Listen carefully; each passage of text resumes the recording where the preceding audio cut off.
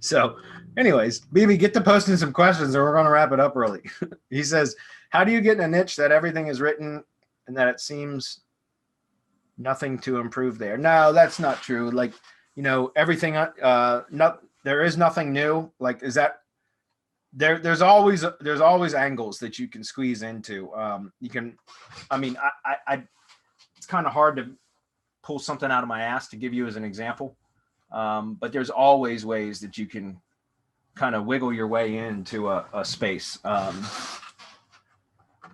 You have to get creative, I guess, but there's certainly ways. There's no way that there's a particular niche that is just everything's been written about it, and there's no way that there's anything that could be new written about it. I mean, you could just reword shit and it's new, right? So anybody have any comments on that? How can we give him some advice? Okay, nobody else wants to contribute. Yeah, I was just kind of thinking about this. It depends too. This kind of BB in the question. I was thinking again, content. Like, if you're looking at a niche and it's, I'm thinking like affiliate site kind of mindset where like everything's been written. You have great articles, really in depth. And, that may be part of like a research, like, well, then maybe you don't attack that niche. If like there's really strong players or if there's multiple, angles and they're all really well done, then maybe that's part of your criteria to say, hey, my odds are pretty low here. It's going to take a long time. But otherwise, like I agree with Bradley, like there's generally always an angle, something you can do.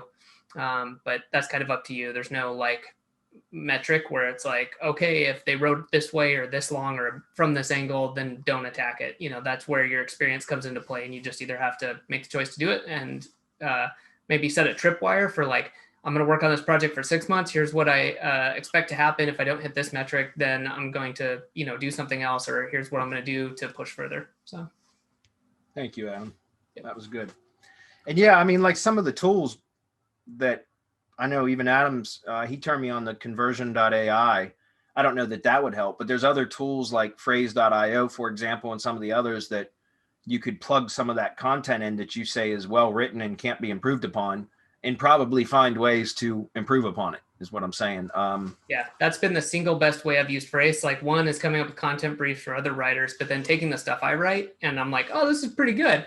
And just be like, nope, stop that. Don't get in that rut. Take it over there. See what it says. Because that it's searching, the top 10, 20 results. Whereas I won't do that. I might look at the top 3 superficially, and it's amazing what that uncovers. So yeah, highly recommend that.